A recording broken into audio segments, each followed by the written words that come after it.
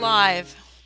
Hey everybody, it's Tisa Blackburn coming to you from San Francisco. We're live. It's noon on Wednesday, so it must be a live YouTube hangout. I'm a little late jumping in here today because I had to talk to everybody on Facebook first. So hey Facebook people, I'm signing off. Get over to YouTube. That's where I am. I'm giving away paint. And we're going to have all kinds of cool stuff going on. So I'm going to say goodbye to the YouTube people. I'm talking to the YouTube people. I'm saying goodbye to the Facebook people. It's crazy over here, you guys. I'll see you later. Bye. All right. Hey, YouTube people. I'm back, and you're all mine, okay? I see you, Frida, Deb, and Christina. Let me just turn off my phone. Okay. That's the first time I've done like YouTube and Facebook at the same time, so that was kind of wacky. All right, today's topic is all about surfaces and grounds for acrylic painters. I'm going to cover some interesting surfaces and grounds that Golden makes, and then we're going to have a quick look at some stuff that you can get at the art store, canvas, paper, that kind of stuff. So let's jump right into the overhead camera here. Let me clear space. I'm running around like a chicken with my head chopped off today, you guys, because it's just one of those days. All right, so let's go to the overhead camera. I've got a set of pastels here. I'm going to pull those out, and I've got a couple of colored pencils I want to pull out, as well as some oil pastels. So let me just get a few things out here for you to look at. These surfaces that we're going to be talking about today can do a number of different things. And hang on one second.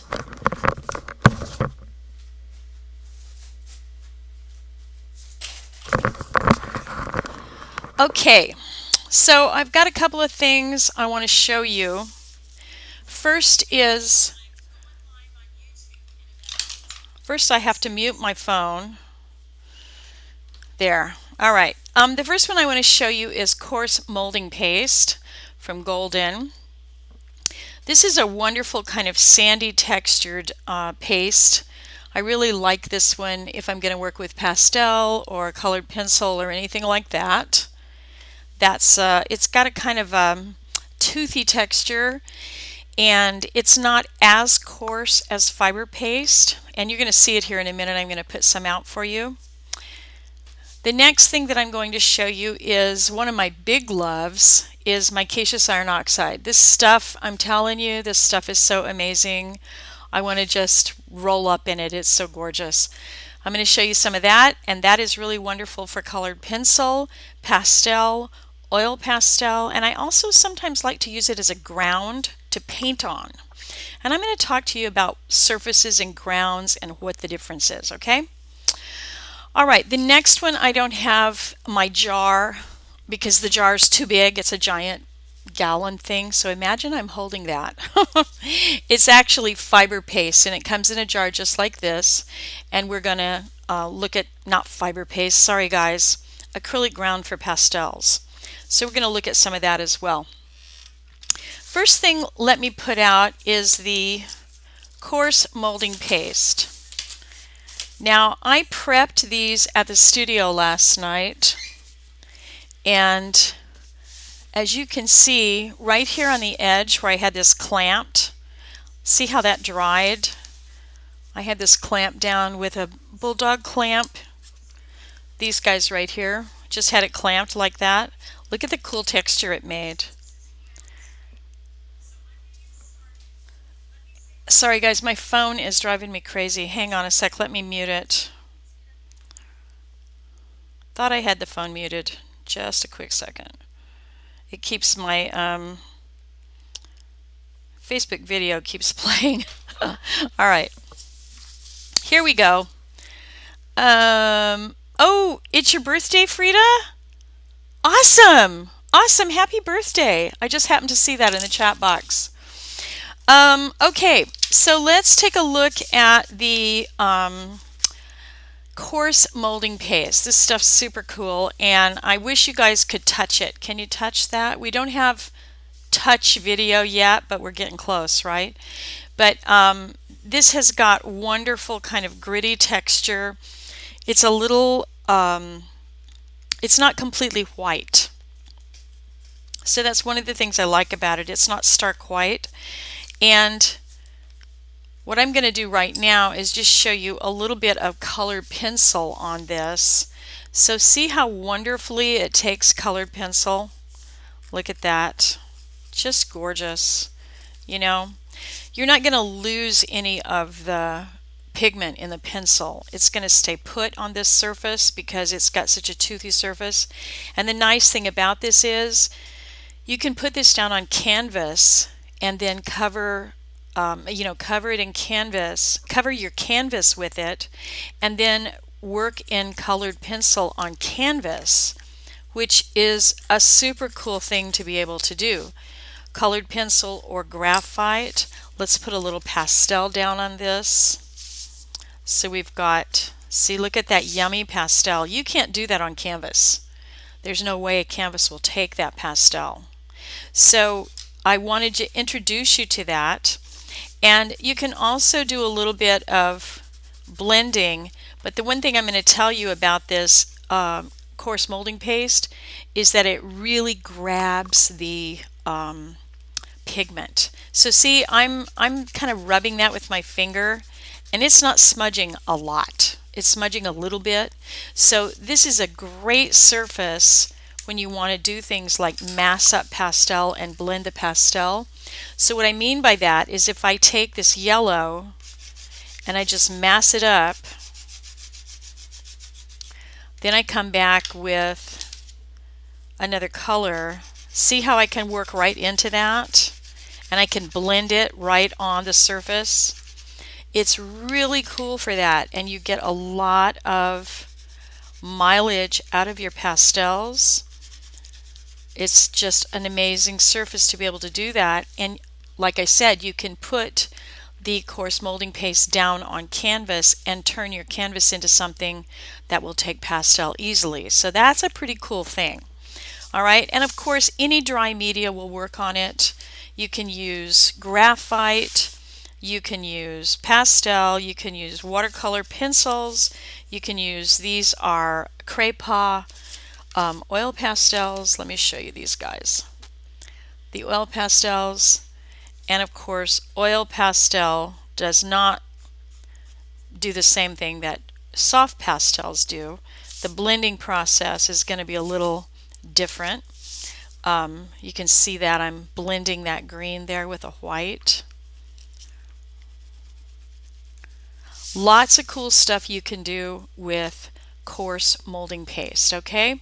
So take a look at that if you want to do some really cool dry media. And you want to do it on a white surface. The next one I'm going to show you is acrylic ground for pastels. And by golly, guess what? It works great for pastel. You know, sometimes they have to make it easy for us. So as you can see, the difference here between the acrylic ground for pastels and the coarse molding paste is the acrylic ground for pastels has a kind of a gray color, and the coarse molding paste is more white, is a brighter white. So it depends on what you want to do. Now, of course, either of these can be tinted with fluid paint. So if I wanted to take a little bit of green gold and put it into my coarse molding paste, I could. Or I could put a little green gold into my acrylic ground for pastels. And I'll list all this stuff in the show notes so you can click on the links and find them. We're also going to take a look at the Golden website here in a minute, and I'll show you what I mean. Okay, so the acrylic ground for pastels, oddly enough, is great for pastel. So you can see here, I can get some very wonderful, wonderful pastel strokes. Come back, blend that baby. Lay it down thick because the acrylic ground for pastels is going to grab it and hang on to it. Now you can see the ridges here when I was putting this down in the studio last night. You can see the ridges here that the knife made. I just noticed something in my camera. Let me just do a quick thing on my camera there so it'll stop bouncing. So notice that these ridges here that when I put the material down last night, the acrylic ground for pastels, I just put it down with a smaller palette knife. You can certainly use a bigger palette knife. You can also dip your palette knife in a little bit of water and smooth out these ridges. You can get a very smooth surface with all of these materials with just a little bit of practice, okay? I'm going to check the chat box here in a minute. If you guys have questions as I go along, just pop them in there and it will help me to answer questions if you put them in all caps, if it's a question, okay? I can see it out of the corner of my eye. All right, so here is a little bit of pastel on acrylic ground for pastels, and let me just pop that into the chat box for you right now so you can understand what I'm saying, because sometimes I run all the words together. So it's acrylic ground for pastel. Okay, and that's from Golden, as you know. Now, other companies may make this stuff, different types of gels and stuff. I just tell you guys about the stuff that I know the best. That certainly doesn't mean you have to get this brand, but it just happens to be the brand I know the best. So here's my quote sky. Here's my landscape that I'm building up here for y'all. I'm going to do a super quick 1-minute landscape, right? Super fast. Give that landscape a little yellow. So, take it where you will. You can blend with it. You can do all kinds of cool stuff with it. It holds just a ton of pigment. The pastel really grabs on. Now you can see I'm getting a little bit of pastel dust here. Tap it and it's gone. I don't have much pastel dust on my paper, so you know that you're really getting that pastel to grab onto the surface, okay? All right, that is acrylic ground for pastel. The final one that I'm going to show you live is my all-time favorite, and that is my micaceous iron oxide. And I'm going to put that in the chat box as well because that's a mouthful, isn't it? Micaceous iron oxide. You're like, what did she say? And sometimes my southern accent pops up and nothing sounds intelligible, so micaceous iron oxide. I feel like I should say that with a southern accent. Micaceous. Okay. Oh, you guys have no idea what kind of day I've had. All right. So as you can see, the micaceous iron oxide surface is dark. And one of the things that's really delicious about that is it gives you this dark surface to work on so that your pastels or your colored pencils look super yummy. So for instance, let's do my same landscape that I was working on here and throw down my sky. Let's give it a little ultramarine blue for good measure. Throw in some clouds. So see how I can just keep layering and layering these pigments from the pastel? It loves it. Micaceous iron oxide, all three of these surfaces just have a love affair going with dry media. And I think I did a video with the water-soluble graphite pencils from the General Sketch Wash. I'm telling you, those things are super yummy. So they will work very well on these dry surfaces as well, okay, on these grounds. So here's my pretend landscape. I'm pretending now, you all. Everyone pretend with me. I'm building a landscape and making stuff up, okay? All right. So that's some pretty intense pastel I've laid down there. A little bit off here on my paper, but look at that. That's pretty yummy stuff, y'all. Okay? All right. I've got some questions here. I want to stop and go over to the questions real quick. So I'll say hello. And hey guys, let me take a look at the questions. What do we got? Okay. Christina, applying with a knife, you can create very nice textures. Yes, you can. And depending on the size of the knife, you can also get very smooth textures, which is what Frida is asking me right below. Is there a way to avoid the streaks or the ridges in the background? Yes.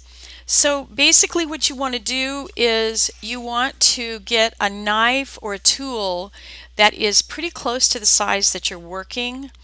So I actually have knives that are 4 feet wide. Well, they're not knives. They're the thing that the guys use when they make sidewalks, the construction people use.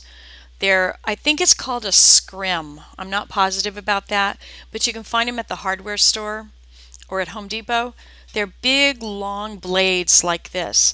You can also get a blade over in the Home Depot type place that the construction people use for putting, what's it called? For mudding the wall. So whenever they put tape down between two pieces of sheetrock, they have a blade that they do very, very flat texture with. And the people at Home Depot can help you find that. I'm not positive what it's called, but it's used for putting down mudding the wall with tape. So they'll know what you mean. And you can get those pretty wide as well. So now on a piece of board that this is 8 by 10 or 9 by 12, something like this, the easiest way to get something really flat on this is to use another board the same size. So you put your material down, and maybe I'll do one here in a second and I'll show you what I mean. Put your material down and then take a board, another board, and just scrape it right across and get a nice flat surface. It takes a little bit of practice to do that, but if you work at it, you will get a really nice flat surface without any texture in it at all. The other thing that you can do is take your knife or your blade and dip it in water and then skim it across the surface, and that will also flatten out any lines or ridges that you may have. Deb wants to know, what is tar gel and how would you use it? Tar gel? You're joking with me, right, Deb? I know you are, because aren't you joking with me? Maybe not. If you want to know about tar gel, though, that's going to be another topic. However, there is a really good video in my video list about tar gel. And are you having me on? Tar gel is a long stringy gel that Golden makes, and we're not going to actually talk about tar gel today, but it has been the topic of another video, and it will probably come up again because it's pretty popular stuff. Thank you, Deb. Yeah, I know. She says here it's made by Golden. Yes, I do. I'm sorry. I was joshing with you. Yes, it is made by Golden, and it's a long stringy gel. We're talking about tar gel, and we're going to do a topic on tar gel, all about tar gel one day. But today we're doing surfaces and grounds. And I want to kind of stay on topic because this is a big topic. And Deb, you can always send me an email and I'll shoot you over to the correct page on Golden so you can check it out. And then just stay tuned because we will do a whole episode about tar gel because it's a big one. It deserves its own episode, okay? All right. Surfaces and grounds. What are we talking about when I talk about surfaces and grounds? Well, the surface that you paint on can be many things. It can be canvas, paper, masonite, plexiglass, aluminum, all kinds of things. Those are the surfaces. The grounds that you may put on top of that could be something like gesso, micaceous iron oxide, coarse molding paste, acrylic ground for pastels. Anything that you put on the surface before you start painting is considered a ground.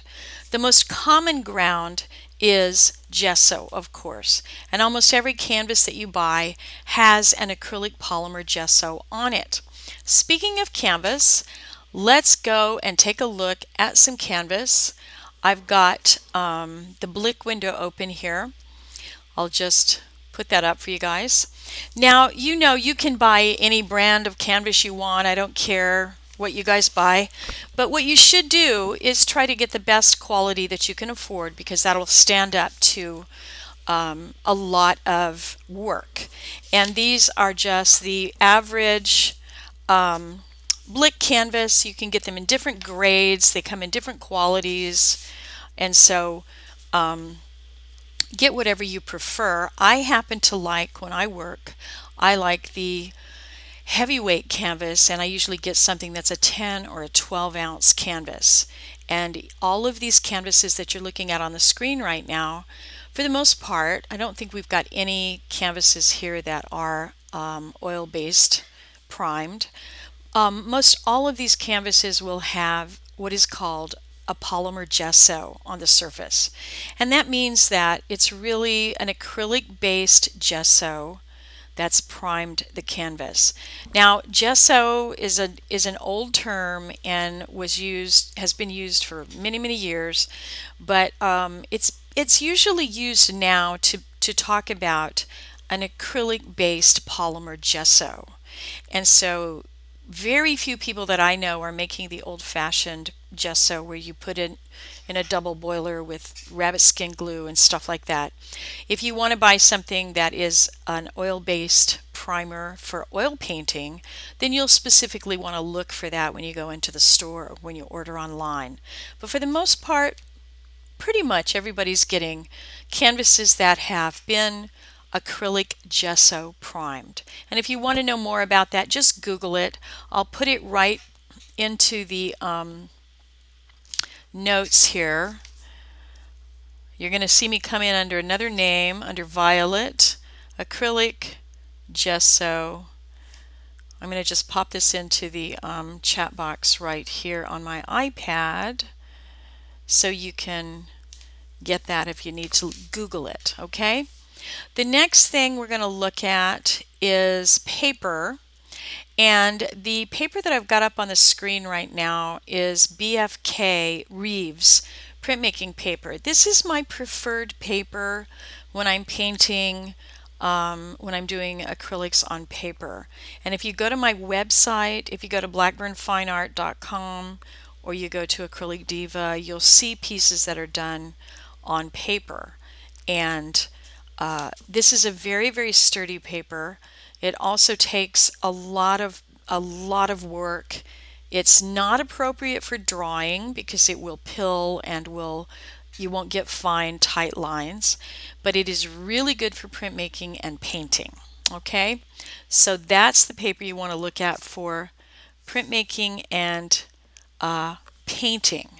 Now, when it comes to doing line work and painting and lots of different things, I happen to like this Canson mixed media paper.